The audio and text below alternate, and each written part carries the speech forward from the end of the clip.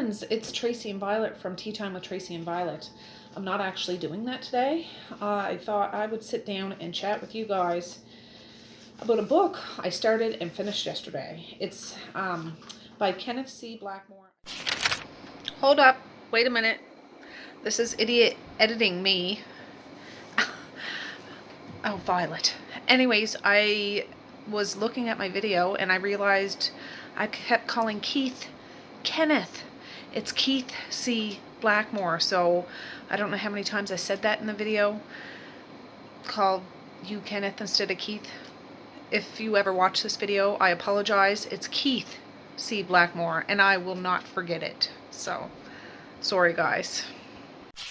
It's out there.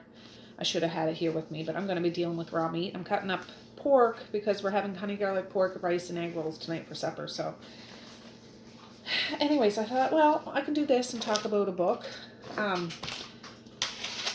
This book, yeah, sorry, I don't have any tea or anything with me. I'm going to give this meat a rinse after, but I just thought I'd cut it up and talk to you guys. But yeah, Kenneth C. Blackmore, and I have never read anything by this man. I started reading this book yesterday, and I fell arse first into this world. It's a zombie apocalypse series. There's 5 books, including the prequel. I read the first one like the prequel to the series. Yeah, I fell into this world, and I've never read a zombie apocalypse book. So this is my first taste of one. I like shows and movies like that, but I have acquired a few zombie apocalypse books over the past few months in preparation for the end of the world kind of book feeling when I feel like doing that. But this one follows a man, middle-aged man, like in his early 40s. His name is Gus, and he's a painter, like a painter, interior, exterior. And we land on the scene when him and his co-worker, Toby, who's a bit younger than him, are at this university professor's house, prepping the outside of the house, you know, doing the edging and all that stuff, whatever you do to prep an outside of a house. And they're at this house, shooting the shit kind of thing, just talking. This Toby guy, he's a bit younger, and he's been working with Gus for, I don't know, a couple of years. But Toby is like a jokester. He talks and talks, fool talk all the time and stuff.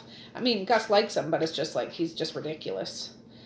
But anyways, when they wrap up at that job, the professor is outside talking to the guy, and the professor's wife comes home and is sick, like left work, came home because she was sick.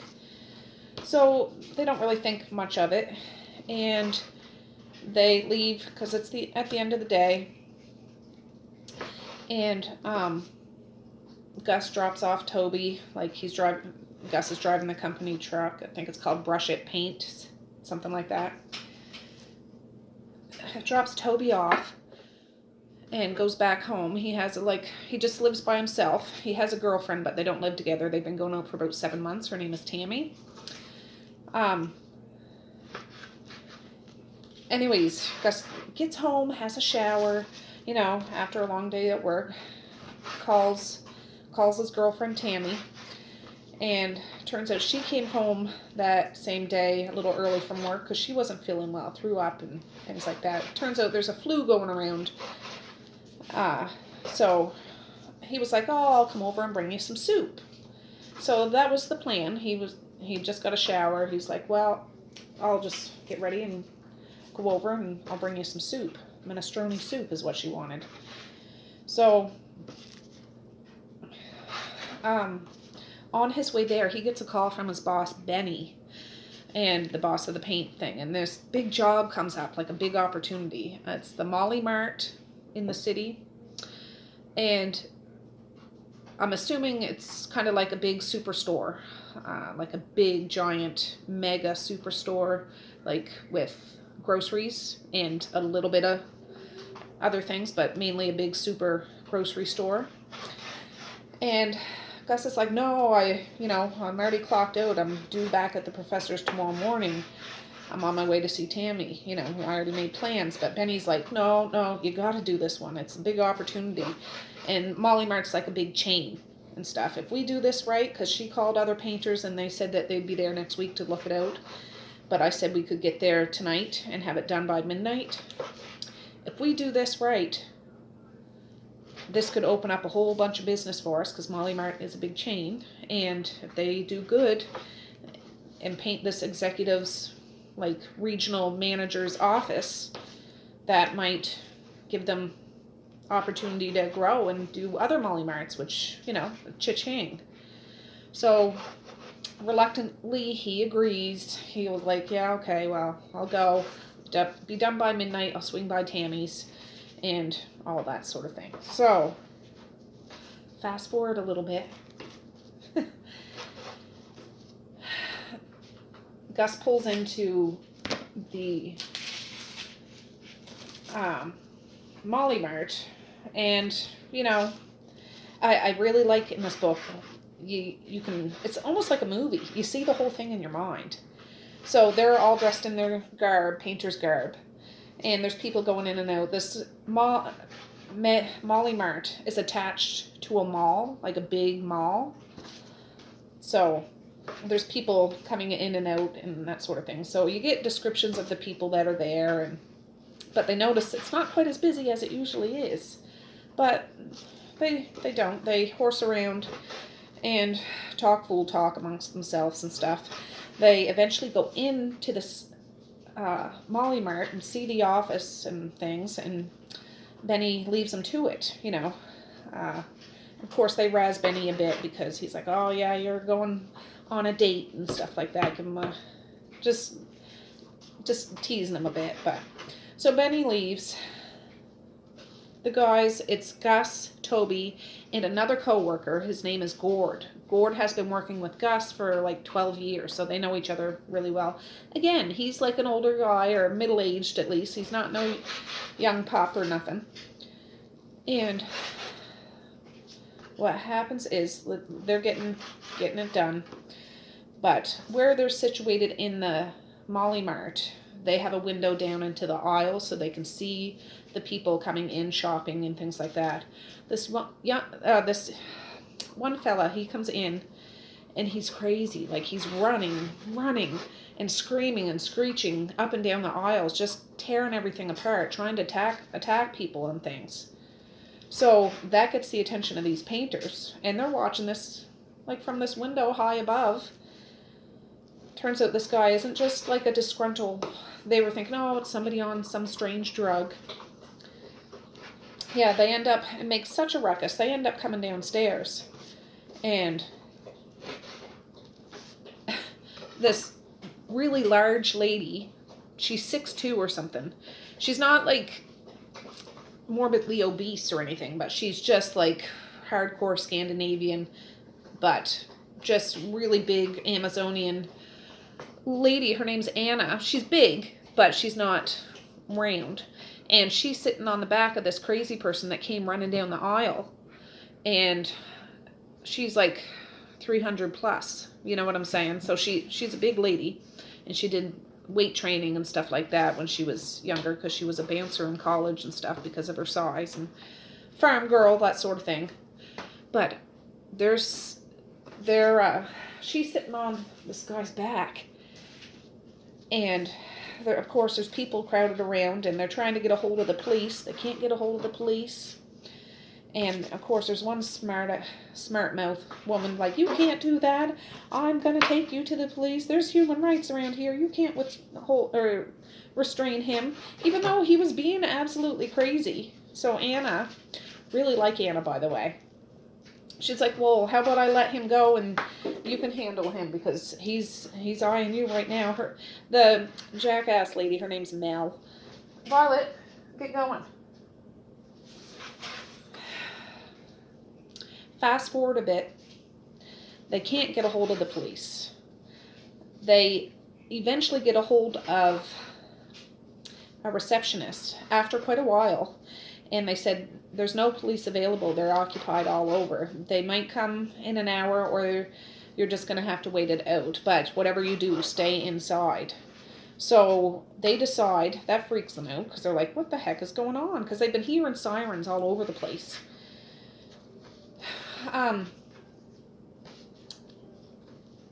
They end up restraining this guy in a freezer because he's just... Anna, who was sitting on him, kept hitting him over the head with a frying pan because he just wouldn't settle down. He wouldn't settle down.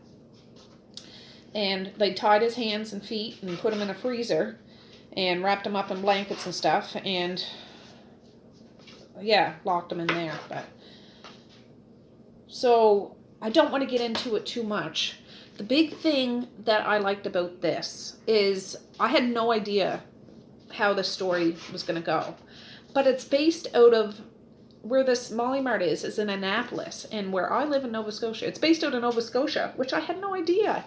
It doesn't actually say Nova Scotia, I don't think, but it references different places in my area. Now, the Molly Mart that they're at is in a small city or a large town in Annapolis. In real life, my real life, Annapolis is like 20 minutes from my house. It's not a city at all.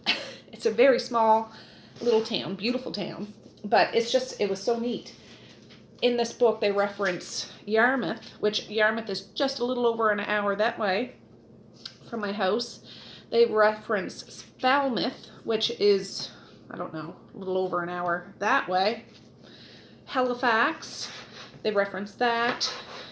The Greenwood, CFB Greenwood base, like army base.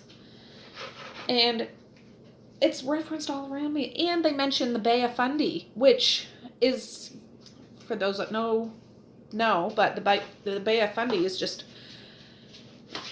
well, it's a bay out in the ocean. And I grew up, and that was right out my front window. I just like, oh my God, I'm reading about a zombie apocalypse right in my back door. And I thought it was so good. So good. Now this story, the first part of the story takes place at this Molly Mart. Now there's a few people left in the store. They realize they can't leave this place until the police come, because this Mel jackass is like, nobody's leaving. And they were told not to go outside anyways, because there's crazies. Gus and his friend Gord end up going outside for a minute when they realize something is very wrong, because a whole horde of people are charging. These zombies aren't like slow motion turtle kind of zombies. These are charging at you 28 days later kind of zombies. They see you, they're coming for you. And they end up getting the mall or the Molly Mart's doors locked, but they're those sliding doors that are glass, whatever. So they're secured shut, and some of the people that work there said, oh no, they're not going to be able to get through there. It's reinforced this and steel that. I don't know. But so many people come, and they're banging their heads and arms, and even when it's gruesome. So if you're not into gruesome, they'll bang their eyeballs or their head, banging their head so much, or their wrist, it'll just be hanging by skin because they bang their fists so much, and there's no stopping them. People that should be dead, but they're not. They keep going and going and going. So it takes a little while for them to realize, yeah, these guys they're not just crazy. Like they are like zombies. And there's like a little group of people that were left in this shop, this Molly Mart, and they need to figure out how to get out of this mall, because eventually that door is going to crack. You know where the story goes, like that. And the guy in the freezer wakes up, and he's banging and going on, and things happen from that. So this little ragtag group of people aren't in the story the whole time. But for a good chunk of the book, they are.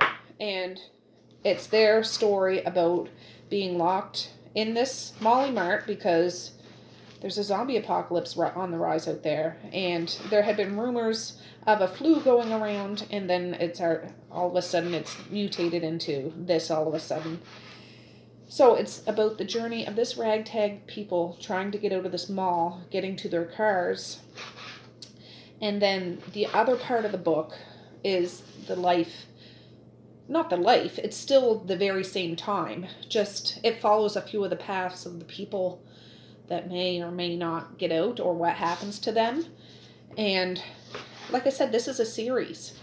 And I thoroughly enjoy. This is I can't imagine a better zombie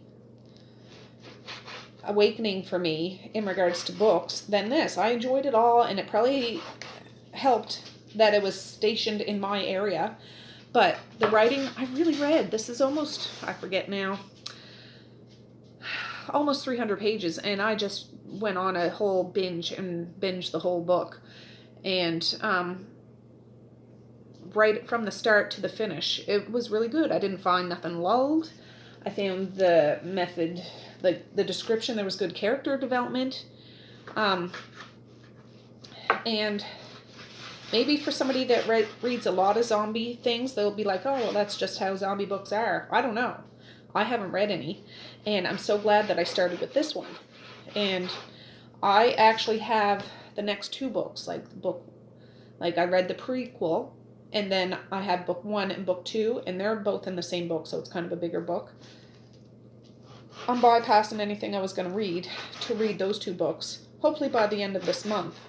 Today is November 21st. I should be able to read that by the end of the month, because if I read that prequel, if it's as good as the prequel, I'll be done that in a day or two.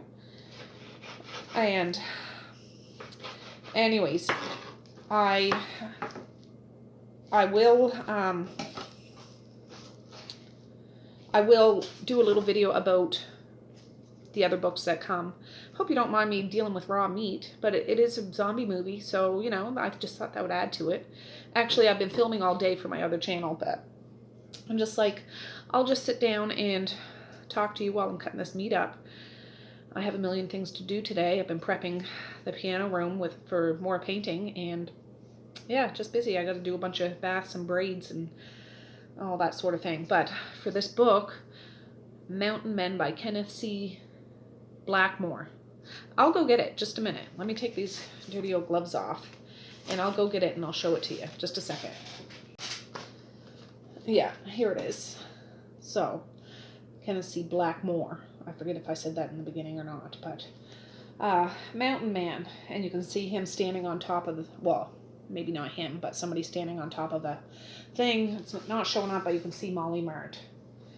And he's the author of Breeds. I've never read anything else by him, but I really enjoyed this. I'll just quickly read the back. After a long day of prepping a house for painting, all Gus Berry wanted was a night off to spend some time with his girlfriend and relax before having to return to work the next morning. But that wasn't going to happen, because Gus's co-worker, Benny, has found a one-night job at a local Molly Mart East, a job that has to be done by the morning. If Gus and his paint crew can complete this work by then, it could mean huge business with a respected established chain. But as Gus and his fellow painters soon discover, a much-anticipated zombie apocalypse doesn't start with a bang, it starts on a Monday. And barricading themselves into a megastore isn't the end. It's just the beginning. So, yeah, I kind of went through that. But, and it wasn't 280 pages, it was 232 pages. So after the first couple chapters, how I said it referenced points around my area.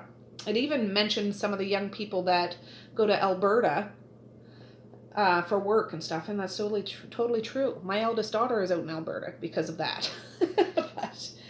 And it referenced New Brunswick, that's our neighboring province and stuff. I'm just like, oh my God, where is this Kenneth C. Blackmore from? He's from Newfoundland. And I'm just like, oh my God, he's a maritimer too. Newfoundland, is one of our, I've never been to Newfoundland. I totally would love to go there someday, but no wonder. Yes, but I can't wait. I'm going to dive into the second book, hopefully today. Maybe, if not tomorrow. And it was a pleasant surprise. I love it when a book blows me away like that. A book I can remember right off the bat is like the King series with T.M. Fraser. how I binged the whole series. I'm going to binge all this. I only have the next 2 books, so I'll have to look at getting book 3 and 4. But absolutely love it. And I do have other zombie apocalypse kind of books to read, and I will do that. This month I've been reading a mixed bag of books, like not one genre, so you'll have to wait for my monthly wrap-up for that. But yeah, I highly recommend this if you want something, and I can't wait to read the other one, Mountain Man Prequel. I do think that this book was written after the other books were even out, I believe. Yeah, I'm not sure, but Gus, I'm assuming, is a character in the other books. Whether he's a main character or not, the way this book ends off, I could see how that probably ties into other people that are brought into the story. I'm not going to elaborate on that, but there's gore, gruesome, blood, swearing, dirty jokes. There's some funny stuff in this, honestly, like a few remarks and things like that. Totally love Anna, and I would love to see her if she would ever, I don't want to say anything, but yeah. Anyways, highly recommend. So I got some pork to cook, some rice to make, some egg rolls to bake, and some priming to do. So with that, I'm going to say peace, love, and happiness today and every single day.